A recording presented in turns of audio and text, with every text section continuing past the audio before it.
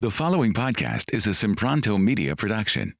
Hey guys, welcome to today's episode. And I'm so excited to introduce you to Thomas DeLauer. And he is a transformational expert. He's a husband, he's a dad, and I'm a huge fan of yours. I think your work is so amazing. And so welcome to the show today. Thank you so much. I'm stoked to be here today. So if people have been hiding under a rock and they haven't yet heard from you, tell them a little bit about you to introduce. Yeah, where people might recognize me, even if they maybe don't know my name, maybe they've seen my face. It's mainly on YouTube. So I have a 2.5 million subscriber YouTube channel, predominantly in the world of intermittent fasting, metabolic health, keto, all things longevity related, really. I had my own personal transformation from a 300-pound corporate executive in the healthcare world to what I do now, which is preach health and explain how you can get the best possible outcome from what you put in your body. And so I spend my days doing that. I have a wonderful wife and 2 amazing kids. And now as my life has evolved, I spend a lot more time educating people on how to be healthy, how to implement intermittent fasting when they're busy with families, when life is actually coming at them at warp speed. So I pride myself on being able to articulate fairly complex subject matter and biochemistry in a way that gets people excited and passionate about changing their health. So I'm excited to dive into more of that today. All right. Well, let's jump into a few questions and then I've got some questions for you. But this first one is from Willie in Virginia Beach. He says, how do you get as lean as you are, which is probably about sub 10% body fat, while still maintaining so much muscle mass and not getting too skinny?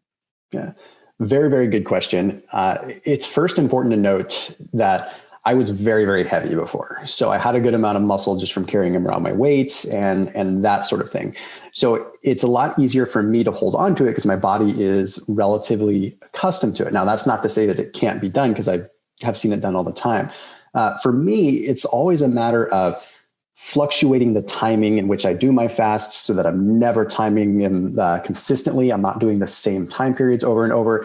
And what I mean by that is you have to keep your body guessing. And I don't like to ever say that specifically because you don't want to trick your body. That's not what we're really after. But by constantly changing the time in which you eat and the time in which you fast, you're allowing your body to kind of get into a little bit of a shocked state where your results are going to be more powerful from what you're doing. And what I mean by that is if you do the same thing over and over and over again, your body's going to adapt to that. It's going to adjust to that. So if you're constantly tweaking and constantly refining, you do allow yourself to get a continued result. For me, that continued result is maintaining muscle and staying lean.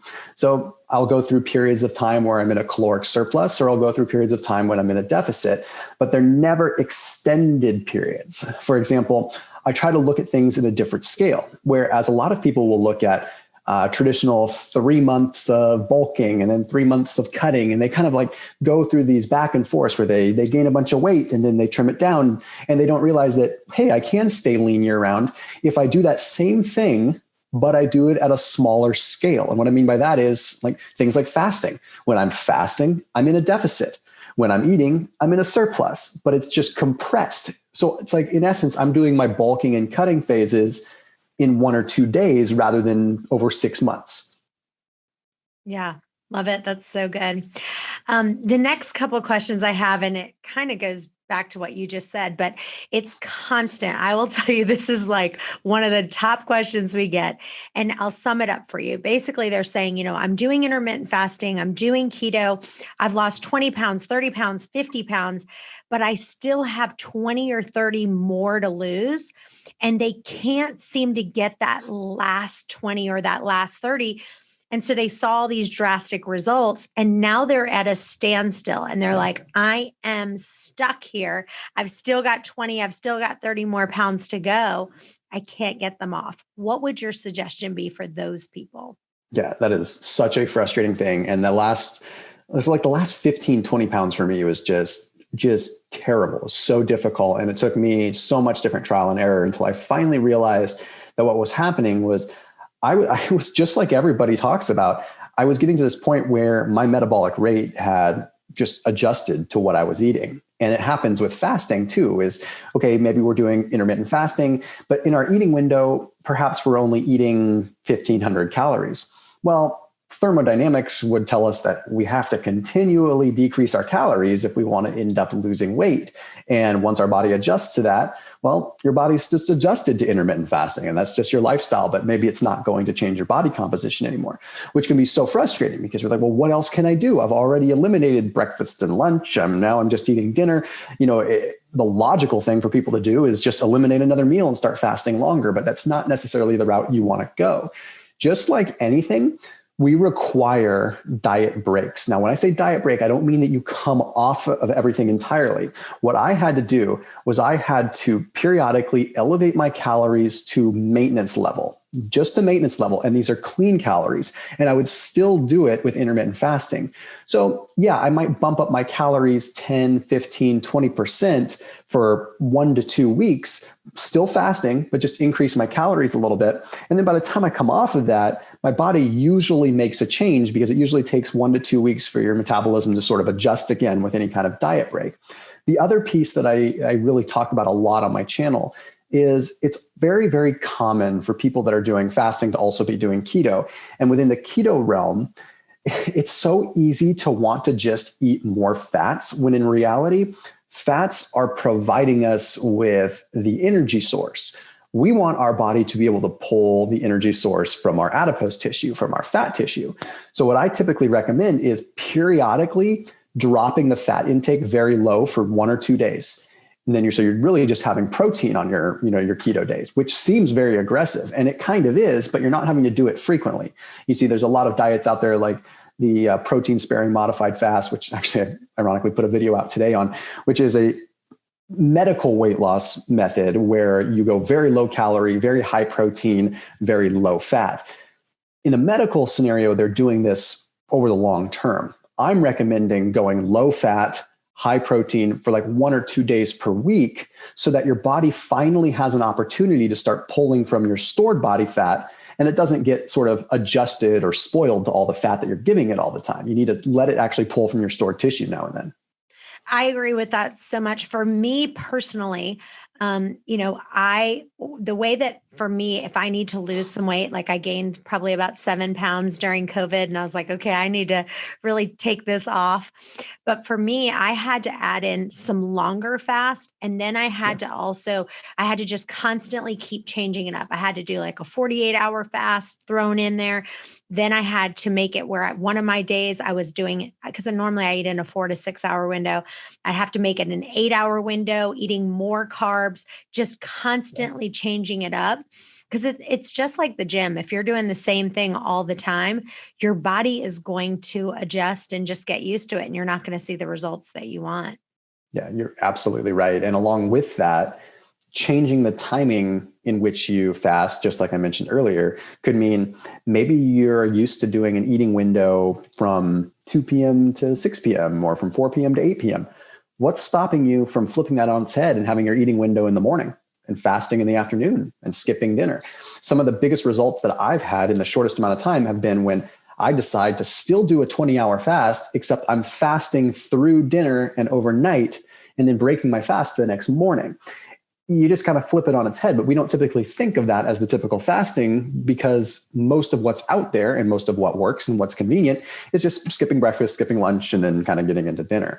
So I encourage people, try switching it up, try having a different, fast during a different period of your diurnal rhythm and during a different, you have a different microbiome in the afternoon, you have different gene expression, you have all kinds of different things that are happening in the afternoon, evening. So why not expose yourself to fasting during this different state of being? And you might be surprised at how it just all of a sudden things start to click. Yeah. And like you said about the fat, for me, I think especially for women, and I've seen this for women more, is that for me, like if I start doing too much fat, I will really start gaining weight. There's a happy medium. I think people just get completely out of control with the amount of fat that they're eating. And then they're going, well, why am I not losing weight? Because your body's using that fat. It's not using the fat from your thighs. Yep, exactly. And it's a convenience thing too. It's a heck of a lot easier to grab a fat bomb or, some of these delicious keto treats that are out there than it is to cook up a little bit of meat or cook, cook some eggs. I mean, whatever your protein source is going to be. It's typically more difficult to have protein in a convenient way than it is to have all these convenience, keto foods that are out there. And we also run into the hyperpalatability now. I mean, food marketing has figured out that lots of people like keto. So guess what? They've figured out how to make keto foods taste delicious. And that just puts us right back to square one with consuming too many calories, which can definitely be a problem. Yeah. So that brings us to this question. This is from Jacqueline in Washington, D.C. She obviously is an avid listener of yours. She says, Thomas's podcasts have suggested that in order to build muscle, I should breakfast. I think I should I should breakfast in the morning and consider skipping dinners. Please advise on best morning meals. Most suggested are dinner type meals. Do egg whites count as a lean protein? Jacqueline from Washington, D.C. Jacqueline, super good question. And it does. I feel like for building muscle and for staying lean in the process,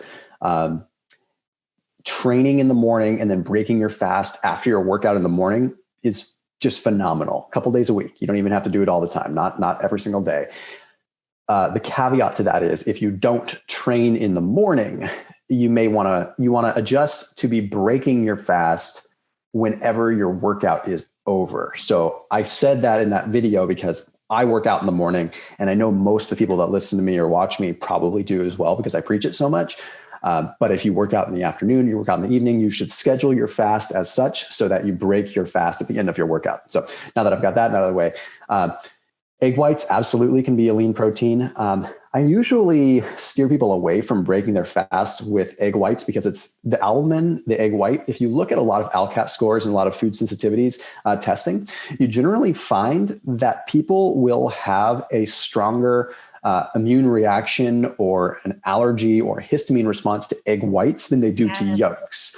Now, if you look at like AIP, autoimmune paleo, like some of these protocols, they usually have people introduce egg yolks before they ever do introduce egg whites because they're, for lack of a better term, less inflammatory. I use that a little bit loosely, but that being said, of course, if you feel good eating them and they don't cause you an issue, then there's nothing wrong with it. Personally, if I break a fast with egg whites, I gain like 3 pounds in water weight over like the next 6 hours. It's really wild just because I have a weird response to that. And a lot of other people do too, my wife included.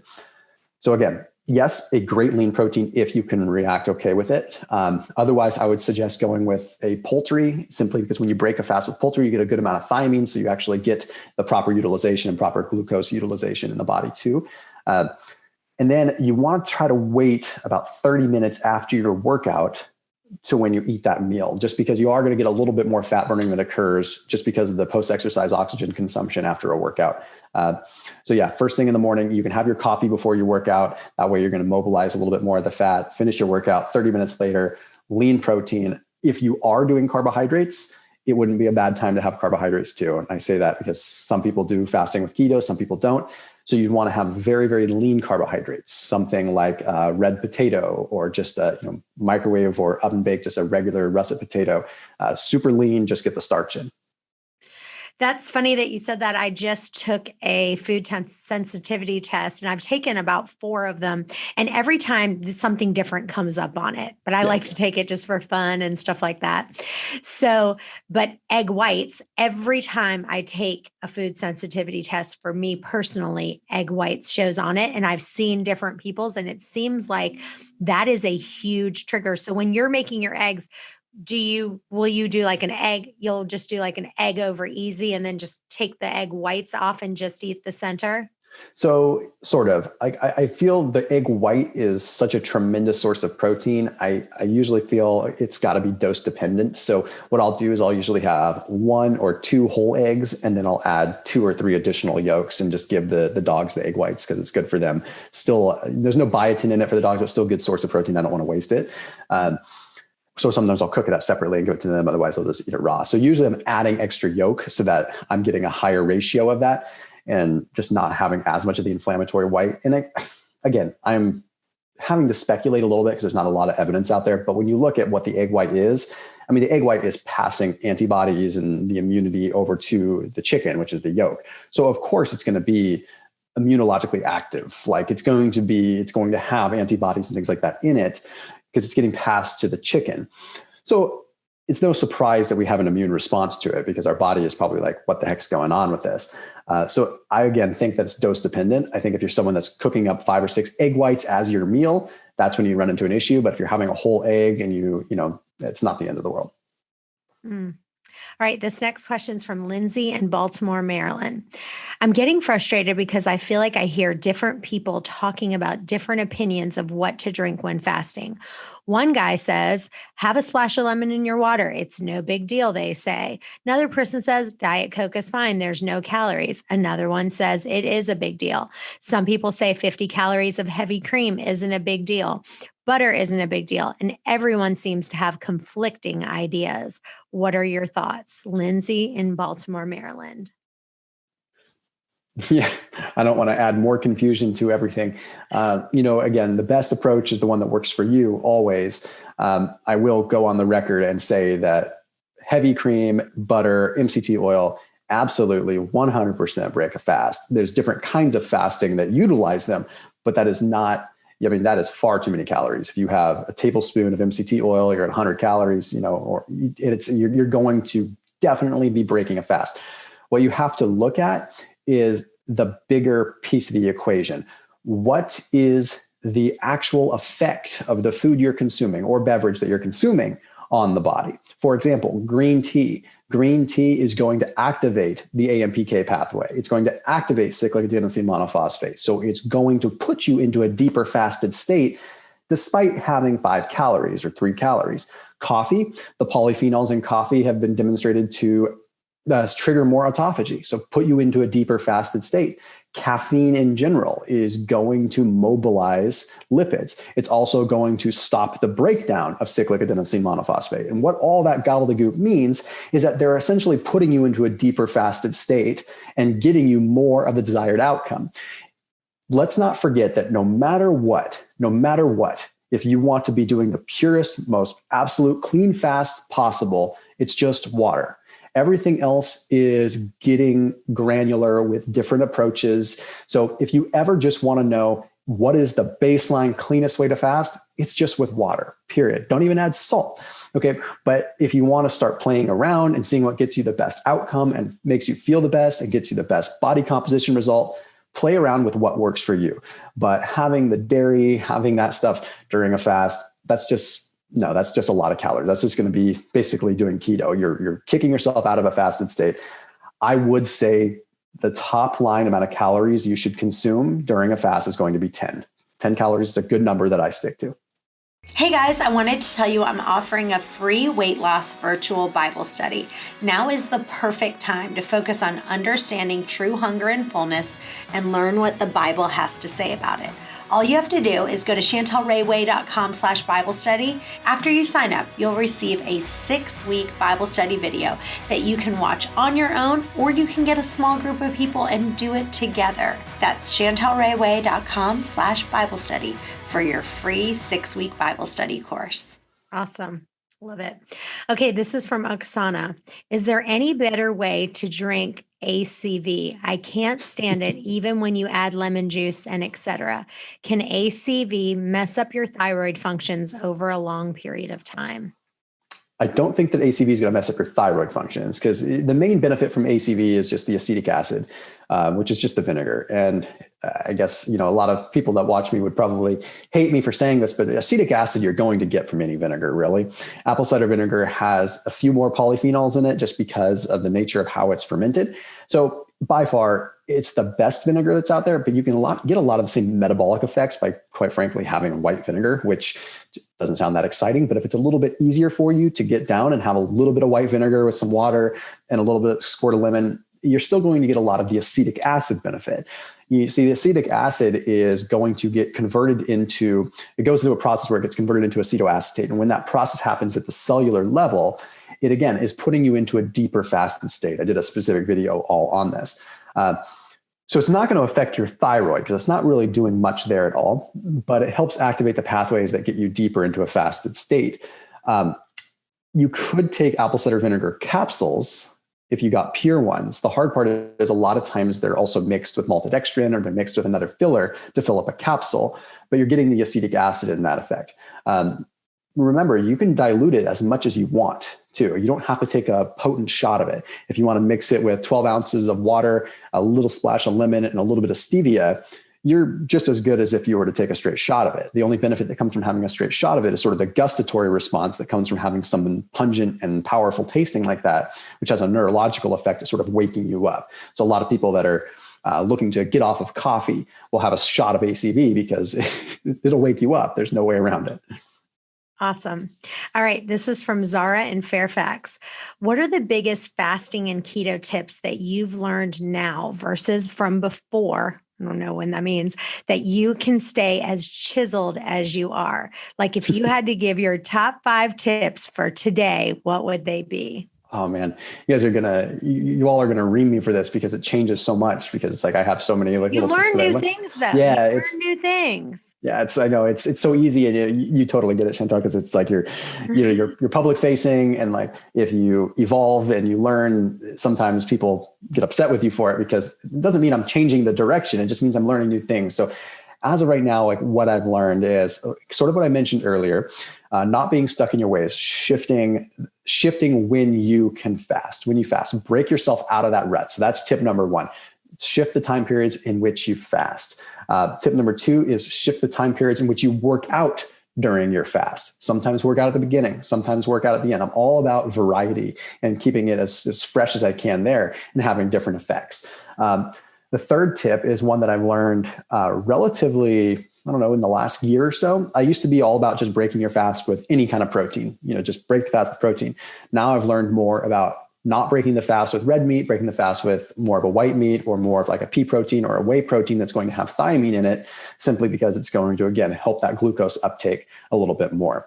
Another thing that I've learned that is a very, very big tip. Well, I don't want to go down this rabbit hole too much because I know we're talking about body composition, but having a little bit of salt before breaking your fast, simply because it's going to help stabilize the blood serum levels of sodium so you don't feel kind of lethargic and weak afterwards. Because sometimes it's what happens during a fast is your blood levels of electrolytes stay fairly regular, your serum levels, because what happens is the body recognizes that you're not eating. So it'll pull electrolytes out of the tissues and put it into the blood to keep it stable. That's the body's job, is to keep that level stable.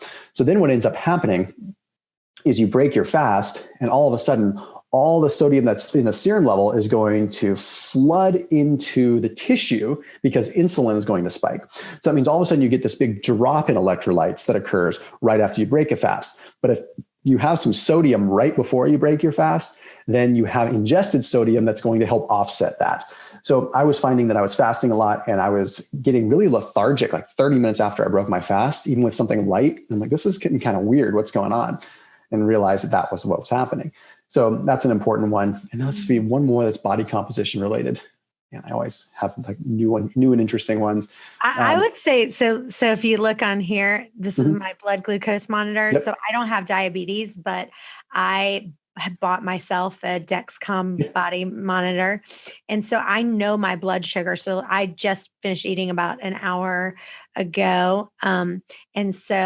But it's my blood sugar's at 91. So to me, that's a win, So if my blood sugar stays at a 91 after I finish eating, I'm happy. And I will tell you, this thing has been the most powerful thing that I've ever done personally, because at any one given time, I see how I personally react to fruit and this and that. So if I decide to have half a cup of blueberries, what's it going to do to me? Yeah. And really looking at my sugar levels has been one of the most powerful things, because then I can see, okay, what happens to me if I have a cup of coffee and I put MCT oil in it? What does my blood sugar do? It's really powerful. Yeah, it tells you a lot. That would be a very, very big tip as well. If you can, I've worn CGMs off and on, and I'm about to start wearing another one next week to try out a different model just to see. But point is you learn something new about yourself. And there are some really interesting studies coming out with like what they're calling blood algorithms, and like different people flat out respond to different foods. And this is going to get, again, reamed for saying this, but there's literally people in like massive 46,000 cohort studies that can eat cookies and cake and not have the same glycemic response and not have the same negative effect as it has on other people. Why? We don't really know. Is it microbiome related? The cool thing about science is we're always learning and we never know everything that's happening. It's our job to uncover it. So if you start learning what works for you and when you're getting the best outcome, then that's awesome. And I have a personal question for you, just because I got a bunch of blood work back and I always seem to find, and I have some reasonings behind it, but I'm curious for you, when you're deep in a fasted state versus like towards the beginning of a fasted state, do you find that your blood glucose gets a little bit elevated and then it comes down after you eat, or do you find the opposite? It really depends how long I'm going for a fast. So I've done 3-day fast, 5-day fast, 9-day fast. The longest I've done with just water is 9 days, but it all depends on what I ate before and how long. It really is kind of all over the map on that. But what I love about this is when I do a longer fast, I can tell, even when you're in a deep fasted state, what's weird is actually caffeine, having a little bit of caffeine actually does raise my blood sugar a little bit. Like it's not a lot, but I can watch on here. So if I have a caffeine and I can watch my blood sugar rise a little bit, but if I put a cup of coffee and I put MCT oil in it, my blood sugar will drop by 10 points. Like just little things like that. Like I'm a little obsessed with this thing, but I just watch it. Like, okay, now it's at 88, just looking at what it is. But it goes back to what works for your body. And it's interesting because I have other friends that are on here and I watch them and they do it and they're like, oh, I ate this and my blood sugar didn't change at all. So that's what's so important is figuring out, what does your body work? I have a guy that works with me. He is literally this big. I mean, he's just so small. He's going to be listening to this podcast. He's just very, very thin. And he literally eats carbs all day long. That's all he does. He eats cookies and carbs and he tries to gain weight. And the more carbs he eats, he just as skinny can be. Yeah. So, yeah. It's wild. Totally. It's like when I'm early in a fast, or I shouldn't even say early, but it's if I started a fast after dinner, the next morning, my blood glucose is generally pretty high. I'll be between 95 and 100 usually. And that's because in a fasted state, you have peripheral insulin resistance and you have less glucose being utilized at the tissue level and more glucose being utilized at the brain. So as a result, it's getting shuttled to the brain, but it's not getting used by this vast array of tissue in your body. So like my levels go up. I don't start to see my blood glucose levels go down until after I eat, which tells you that, well, not diabetic because I'm having a response to insulin. As soon as I eat some food and insulin is spiked, blood sugar goes down and it stabilizes and it hovers around 75 to 80. But during a fast, it elevates. So it's kind of interesting because I've adapted myself so much to that. My fasting glucose is high, like sometimes over 100. And I'm very open about that. I also was pre-diabetic when I was 300 pounds before. So I'm sure it has a degree of that too. But I say that because we have this theory that our morning fasted glucose is the only number that we should be paying attention to. In fact, that is probably the number that is most likely to be impacted by external factors. Stress in the morning, coffee in the morning, workouts in the morning. It's actually the worst time to test your glucose. The best time to be testing your glucose is just like you're talking about. It is periodically throughout the day, but you can't really do that without a glucose monitor. Yeah, that's so good because actually mine, most days are at around 95 to 100. And every once in a while, it might be at 102 when I wake up. And if you look at the charts, they will tell you that between 100 and 125 is pre-diabetic.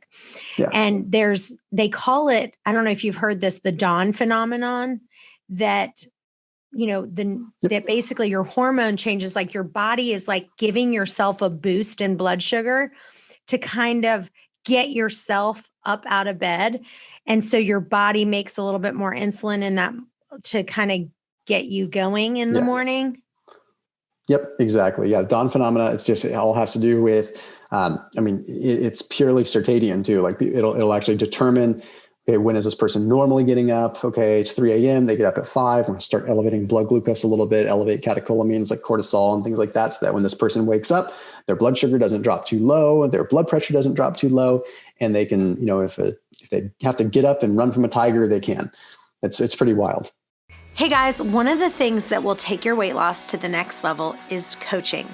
You can either work one-on-one with me or one of our certified private coaches. If you'd like, you can schedule your free call. It's a 10-minute strategy call just to see if coaching is going to really take you to the next level. Don't just take my word for it. Listen to this recent review a happy coaching client sent in. Thanks so much for your help and guidance. I never could have done it without you. The other thing is listening to the audiobook. Listening to the audiobook and getting the video course that I've done, people are seeing dramatic results. If you just listen to the audiobook 30 minutes a day over and over and over again and get the video course, go to chantelrayway.com and check out the video course. You won't be sorry you did. Yeah. So for me, if I'm eating, it all really depends on what I have eaten that day in the last couple of days. So for me, if I'm eating normal, let's say I might have a little bit of quinoa or a little bit of more carbs or a little bit of fruit the day before, my blood glucose will be anywhere between 95 and 100 when I wake up. Yeah. But if I'm like right now, I'm doing a 30-day no sugar detox where I'm not having any grains, no sugar, no fruit. I mean, I'm like really being very strict right now. So now when I'm waking up in the morning, my blood glucose is still like maybe around 90, 92. But again, it's still way higher. And then I wake up and I go straight to the gym. And then my blood glucose immediately, once I start even just getting up and moving around, you'll see it go from 95 all the way down to 80. Yeah. And then it'll just kind of stay right there at 80. So again, like you said, you have to watch that, because looking at mine might wake up at 102. Someone would say, well, you've got prediabetes. Yeah. And my blood sugar, I used to, before I lost 35 pounds, I was pre-diabetic as well. And from doing fasting, I'm not pre-diabetic anymore. Yeah. So No, it's pretty amazing how it just conditions the body to utilize the right substrates. well, what haven't I asked you that you want listeners to know? Anything that you would say, I think now I've kind of really gotten a little bit better handle on this, or as I've been going through it, I've learned this. Any other tips that you can give listeners?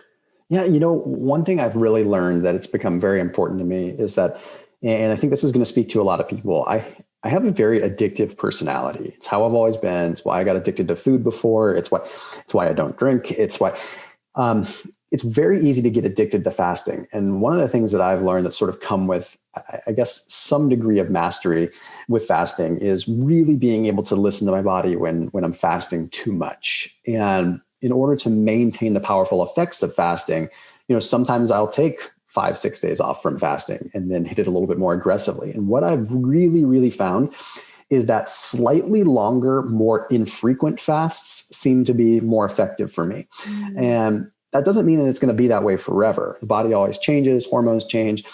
And I encourage people to, again, look at things with a little bit more of a wide angle lens versus just this constant like macro lens.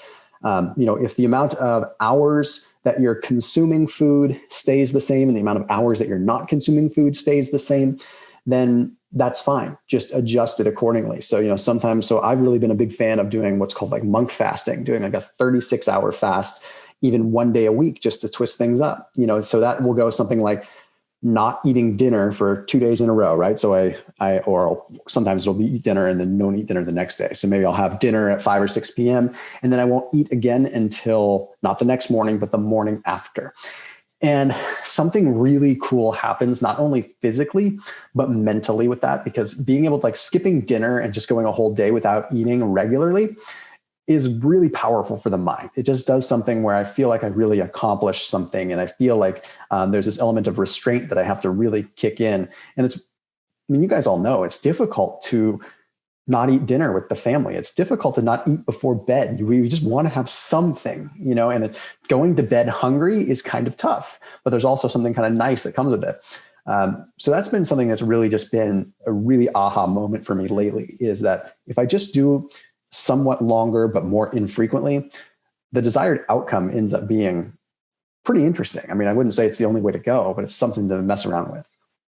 I love that. And it's so funny that I actually have made a commitment to do every single week a either 36 or 48-hour fast. And the reason why I've done that is because I listen to my body. Mm-hmm. And so once a week, that's it. Chantel is doing a either 36 or 48-hour, and it depends on the time of the month that for my period. Yeah. And the reason is because even if the week before my period, everyone's like, we eat more because we're just, the hormones are there and we're hungrier. So, but even then, I'm still going to try to do a 36. Now, for me, day 15 through day 21 on my period, it's much easier for me to fast. So depending on when my cycle is, during that time, I might do a 48-hour fast. But I think that's so cool because that's one of the things I've committed to doing, just once a week, a 36-hour or 48-hour, all depending on kind of where I am in my cycle. And not only where I am in my cycle, but what is my body telling me? Like for me, after 36 hours, I can tell, okay, that's it. I'm done. Like I need to eat, or you know what? I'm going to push myself a little bit more this week. Yep. Totally. And it's interesting because I've done a lot of research into that world. I obviously I'm a guy, so I can only speak to it from the research side, but your estrogen phases, like during the first 2 weeks after your period, that's the perfect time to be able to do more like strength training and more resistance training, because you have estrogen acts as a nice buffer and actually is very good for recovery. So yeah, exactly that. So it's like, you can get more out of like training and potentially doing shorter fasts with that first 2 week period and do a little bit more longer fasts, kind of that back half. So it's interesting that you kind of found that naturally, because that's where the research really points with, trying to optimize, women have this additional layer of complexity that men don't have to deal with, where it's a layer of complexity, but it also gives you different advantages. You've got some other advantages that you can count on during a certain time of the month versus others. And if you understand those and learn those, you can capitalize on them. So it's pretty cool.